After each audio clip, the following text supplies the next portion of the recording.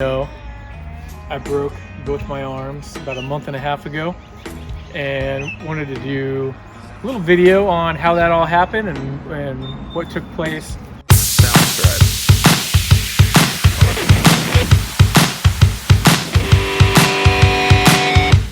I had just gotten home from work and I was trying to get some stuff done around the house.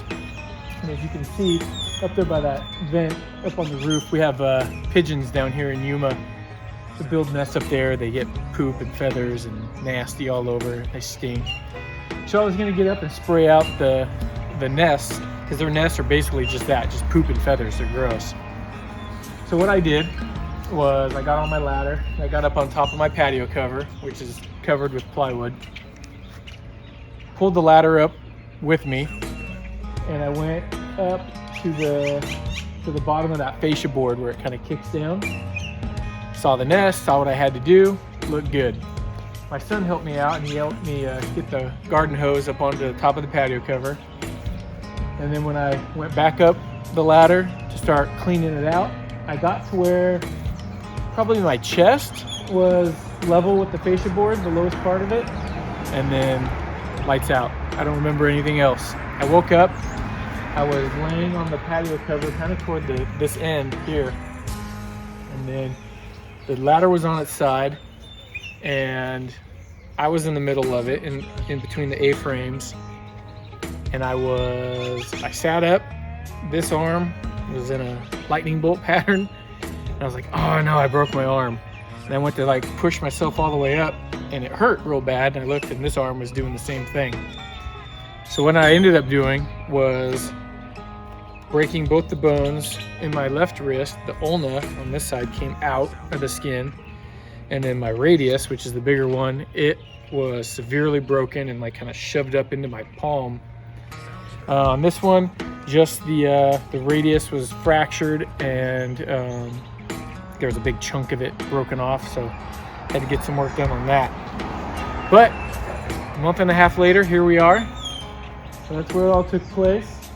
Fell from there down to the patio cover. The whole house heard it. Luckily, everybody was home, including my wife, who helped me out. She had enough frame of mind because I was still kind of loopy. She popped the screen out of our bathroom window right there, and I was able just to crawl into our bathroom pretty easily, especially just having two broken arms. I didn't have to use them. Basically just stepped into my tub, and then I was able to walk downstairs until the Yuma Fire Department came to pick me up and take me off to the hospital to get bandaged up. Okay, so I got into the house. I was able to walk downstairs, and by that time I was getting pretty kind of dizzy and nauseous and not feeling too hot. So I laid down on the floor. Yuma Fire came. Those guys were great. They got me all splinted up and on a backboard and hauled me off to Yuma Regional. When I got to the hospital, everybody there was great. Yuma ER, I can't say enough good things about. Those guys were awesome. Got me pain meds real quick. Well, Yuma Fire got me loaded up on morphine on the way there. But then as soon as I got there, they got me kind of stabilized and did CAT scans and looked at my rated x-rays on the wrist, which you'll see here on the video. And it was pretty bad, so I got rushed into an emergency surgery. They needed to get the bones set in my left arm especially. It was the worst one. They needed to get it all kind of cleaned out because the bone came out and then went back in when I was moving, getting up. So they needed to reset the radius, and then obviously splint, and this one was still kind of misaligned. So I went in for emergency surgery. They opened me up. Actually, it was kind of like right here. Got everything kind of cleaned up, kind of put back in place a little bit, but there was a second surgery definitely needed. So we got that all done. In the ER, they gave me, all kinds of crazy pain meds, Dilaudid and morphine. But before surgery, they gave me ketamine. And if you've ever had ketamine, it is gnarly. It is. It definitely messes with your mind. I was hallucinating. I didn't know what was happening at all. I couldn't even remember why I was at the hospital. I had to ask my wife, why are we here? What happened? So once the surgery was over, luckily, with the CAT scans and the x-rays and everything, I was good. Just 2 broken arms. I guess the best case scenario, considering what happened with my fall and where I landed and what could have happened. I ended up having a black eye and kind of a Mike Tyson-like scab abrasion around my eye and then on my knee from when I hit the top of the patio cover. But yeah, no, surgery went fine. And then I ended up staying the night in Yuma Regional that night, which was a less than pleasant experience. Most of the staff there was great. There was just a couple individuals in particular that were the stereotypical non-attentive, non-caring, didn't give 2 craps about anything, and it was a night shift. So I laid in bed all night that first night, writhing in pain, because that's another story for another day. But yeah, it was a pretty rough night. Ended up coming home in the morning, about midday the next day, and then trying to get adjusted to life now with 2 broken arms and not being able to do anything for myself at all. I mean, including eating, dressing, going to the bathroom, anything. So being at home was a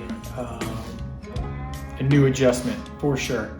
Luckily for my wife and the guys at El Cajon Fire, they sent me down a bidet, like a top of the line Cadillac of bidets for our bathroom here, so that I could, kind of take care of business on my own, which was great. The Lemon Grove firefighters came down, they installed it for me. It was awesome. So shout out to those guys that came and hooked me up with all that, because it was great. I had to get a second surgery. Had to get everything kind of put back in place where it needed to go, like permanently, and then all the plates and pins. So about 3 weeks later, after the hospital stay, I had to go back up to San Diego. We ended up going to Scripps La Jolla and getting the second surgery. The surgeries ended up taking a lot longer than anticipated. What should have been a 1-hour surgery ended up being over a 3-hour surgery. So in this side, on the left side, because it was the worst, I ended up getting 2 plates, top and bottom, and I'll put the pictures up here, where they went in and how far they went in, and there's a lot. There's 2 plates, like I said, sandwiching everything together with about 12 screws. I think I counted on the last x-ray I saw. This side, it also got surgery, but it just got a plate and some wire, because there was just that chunk of bone that was floating around in there. They just wanted to tile that up and get it all secured. So this one's doing pretty good. I wear a splint most of the time on this, because it's doing great. I got full sensation, full movement. Wrist is a little tender, so I try to keep the splint on. Helps out. This one, that's about all the finger movement I get, and a lot of them are numb. You can see they're still pretty swollen. But that was a month ago, was the surgery. For the last 3 weeks, I have had this cast. And let me tell you, if you've ever had a cast before, you know what I'm talking about. These things are miserable. They suck. I'm not a good patient. I don't like this at all. I feel, what do they call that? The cast claustrophobia. It's constantly itching. It hurts. I don't like it. I asked my wife. I'm not very good with it. So, but tomorrow morning, we get to leave, go back up to San Diego to see my surgeon. The cast comes off, and I get to go double splints. So I'm super excited about that. So in the morning, San Diego, come along with us. We're gonna take you on the whole ride. All right, it's Wednesday morning. I've been waiting 3 weeks to get this cast off. It has been absolutely miserable, and I have been a pain in the ass. Am I right? Yeah. So we got a 3-hour drive. We're leaving Yuma. We're heading to La Jolla. Let's go.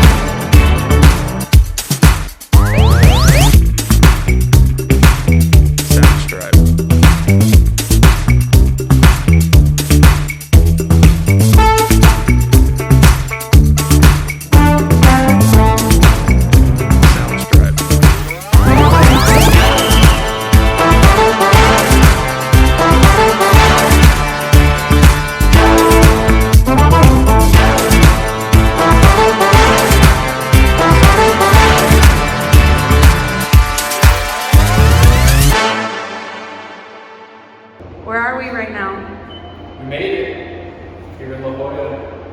We're gonna go get this cast cut off. Can't wait. Let's go.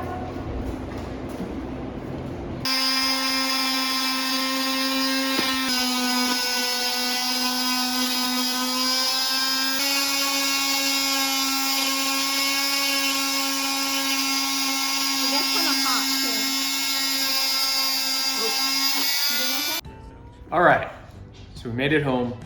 Couldn't do too much filming while we were there at the surgery center or my doctor's office because they didn't allow it, but we did sneak some cast cutting footage for you.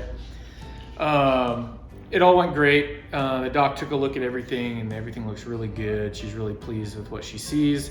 We're now looking forward towards physical therapy, which should start in a few weeks, and we'll start getting these hands back to working again. So like I said before, this one works pretty good. Fingers work, I can feel them all. Everything's good, there's no swelling, hardly any pain at all. This one, as you can see, no more cast.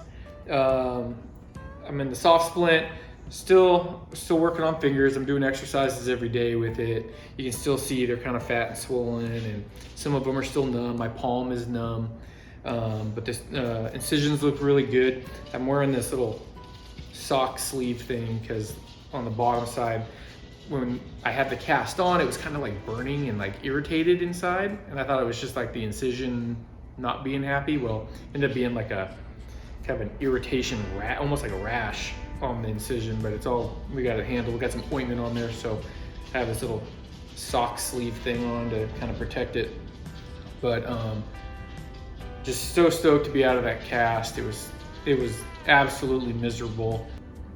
Now that I'm in the soft splint, I am so much more comfortable, and I don't know if it's just because it's actually more comfortable, I think it is, or if it's just a mental game knowing that I can take this thing off anytime I want. I can take a shower like normal without the bag on my arm and the thing and then cutting off my circulation. I don't know, I'm very happy with it. So that's where we're at. That catches you up to today. I don't know if we'll do any more follow-up videos on this. Kind of just get it one and done. But now you guys know the story. You've seen everything, every step of the way. But what you haven't heard is my wife Lindsay's side of the story and what she went through during this whole event, because obviously her point of view is way different than mine. Because not only is she managing our house, our 3 kids, she also has a small business that she runs from home. She helps me out a lot with Riz Designs and all the stuff I have going on. So for all of that to go on pause just so she can play nurse for me has, been a lot for her. And I want to say thank you. Of course. For everything you've done for me, because I literally couldn't do any of this without her. I can't imagine anybody going through any of this without help like Lindsay has been. She's been there every minute for me, and anything I've needed, I want for nothing. So thank you again for that, because it means a lot, and I love you. Love you. So my wife Lindsay, to tell her side of the story from the moment I fell to whenever you want to. Mainly just the beginning, I'd say. To make it as quick as possible, he went outside with our son to go get rid of the pigeons, and I heard this like loud thump, and I didn't think anything of it because I was like, oh, they're getting into mischief, so I didn't go outside. We do that often around here. Yeah, so I didn't think anything of it because they were like, we're gonna go get rid of pigeons, so I thought they were probably throwing stuff at them, something like that. It wasn't until our son Jaden comes running in, and he was like, we have to go get Dad, he's on the roof. And I'm like, what? Okay. And he's like, he fell. And I'm like, oh my gosh, that was him. So I'm like, we run upstairs, and he's like, he's at the window, or he's right outside your window. So I run upstairs, and he's out our bathroom window on the patio cover. And so I open it up, and he's sitting there near the edge of the patio cover, and he's like, I think I broke my arms. And he's like, I need you to kick out the screen and so I can get in. So I kicked out the screen and he stands up and I'm like, oh my God, you did. I'm like, your arms. They were all funky. They were lightning bolts. Yeah, they were super messed up. And so I was like, oh, you did something.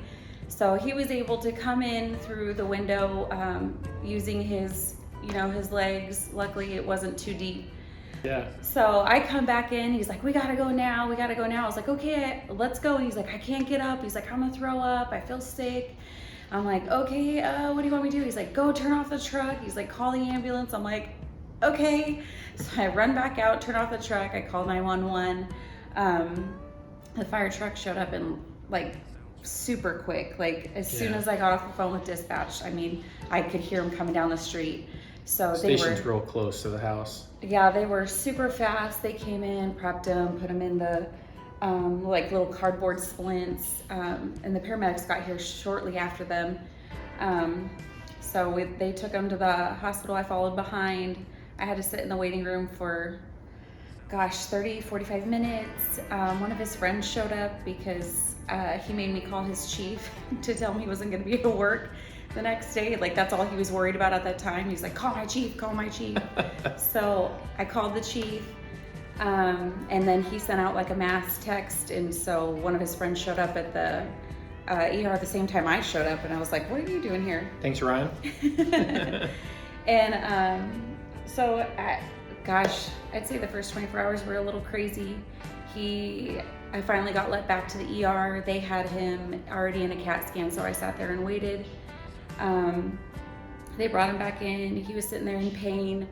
They were just pumping him full of pain meds, waiting for his CAT scan to come back to see what was wrong, just hoping there was no internal bleeding or anything like that. So we were just sitting there. He's like in crazy pain, just like yelling in pain.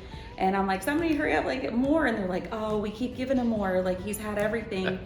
And we were sitting there, and it was before they adjusted his arms. And all of a sudden, he was like talking to me, and then he just starts like going to sleep. And I was like, oh good, he's going to sleep. Like this is perfect. Like, so then he'll stop, being in so much pain. But then the monitor started beeping. And I saw like the oxygen level was just dropping like by 10% each time. And it got to like 18%, and he started like twitching really bad. And then all of a sudden he was like, his mouth puckered, and it was like at 0, and it was just like flatlining, and the things are going off. The oxygen, not my heart. Oh yeah, no, not his heart. No oxygen. And nobody's coming in. Like his nurse was with somebody else at the moment, doing a breathing treatment, but nobody was coming in. And I'm like, I didn't know what to do. Like, I'm not a medical professional. I don't know anything, but I know something wasn't right. So I ran to the nurse's station. And I'm like, hey, something's not right. I think he stopped breathing. I said, something's flatlining in there. So the nurse comes running in and is yelling his name, Christopher, like shaking him, nothing, no response. And then all of a sudden he gets his fist and just pounds it right on his chest. And he opens his eyes like real slowly, and he's like, Chris. And he answered him. And he's like, you need to take a deep breath. And so he's like, you stop breathing. So Marks will do that to you. Yeah, so I mean, I think that it was like a little bit of an overdose. But so then, for a while I'm just sitting there, like anytime I'd see it drop to like even 80%, I'm like, you need to take a breath. I'm like, I was a nervous wreck because I was like, I almost lost you once, and now I'm gonna almost lose you again. So I stayed there the whole time. Finally, they got the CAT scan back. They came in and they said that they were going to fix his arms, like try to put the bones back in place as much as possible. And then they were gonna do an emergency surgery. So they came in, they gave him ketamine, and I was like, oh, do you need me to step out? Before you do something, they're like, oh no, you can be in here. They're like, oh, he'll be gone. I'm like, well, I don't wanna hear him in any pain. They're like, oh no, he won't know what's going on. So they gave him the ketamine. He was totally confused. They were yanking his arms, putting them back together. Thank God I don't remember that. Oh, I couldn't even watch it. I was like, oh, I'm just gonna look at my phone while you guys do this. There was probably four or five people in there working on him. They did one, then they wrapped it all up in a big old material cast thing, did the other one, and then I'd say, gosh, not even 30 minutes later, then they said, oh, okay, we're gonna take him to surgery.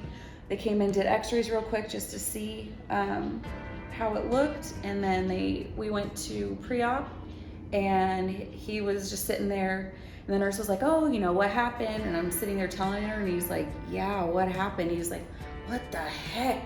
He's like, what the hell happened to my arms? I did not have a concussion, for those of you that are thinking that I don't have any recall of the event, which I don't, but concussion was clear. And that was the time, I mentioned it before in the video, that I was kind of hallucinating and things were really confusing. Between that and the surgery when I was on the ketamine, or when they straightened me out to surgery.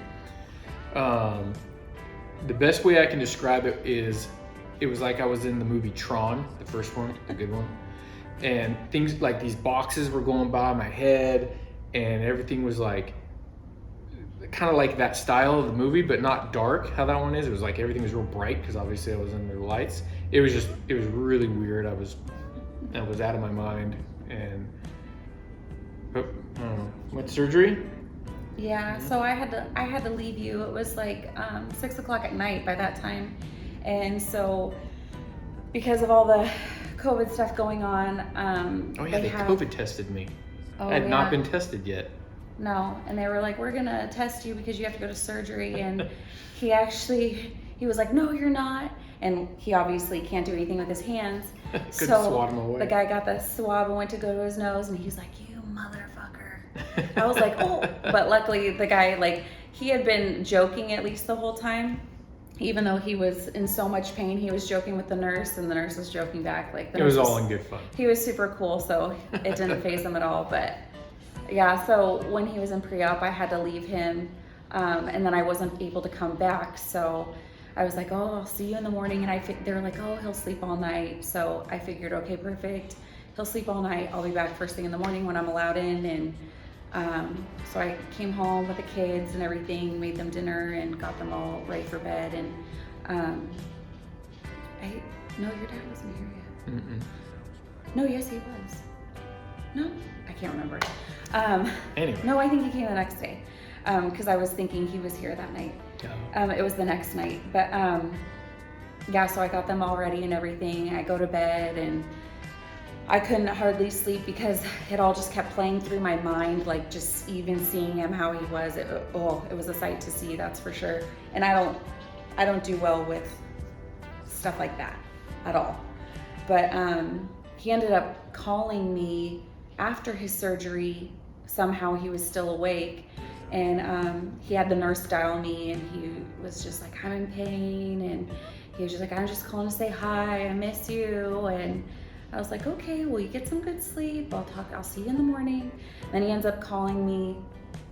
You said you dialed it yourself or something like that. I had to pick up the phone, and there's just like a call button, and it goes to an operator, and then when the operator answers, I had to say, I need to make an outgoing call, and they gave her your phone number, and then that's how it connected. But all with a freshly broken arm. Well, and it kept slipping. You're like, I can't hold it. I was having to like use my forearm to get it, and like use my thumb to like push the button. It was not good. Well, yeah, he called me at 3 a.m, just like in so much pain. He's like, babe, I need you to help me. And I'm like, what? He's like, you need to help me. They're mean. They're not helping me. I'm in so much pain. And like, he's in like a different voice. So I'm like, is he just like out of it? Like something, I don't know. Maybe he's just still on that drug or something. But he was like, I'm in so much pain. The nurse is a horrible word. And she's just staring at me. She's not helping me. And I'm literally stood in the doorway and stared at me while I was asking her for help. So like I start crying on the phone because I can't help him. I can't go in to go help him. They won't let me in. And I'm like telling him, I don't know what to do. So finally I was like, I'll call the nurse. I'm like, I'm gonna get off the phone with you. You call me if you need me. But so I ended up getting off the phone with him, calling the nurse, and she goes, oh yeah, I called the doctor or whatever. Like long story short, the next morning I finally get there. He said the doctor never came, and he was just miserable. Totally miserable, but luckily we were able to bring him home the next day, the next afternoon.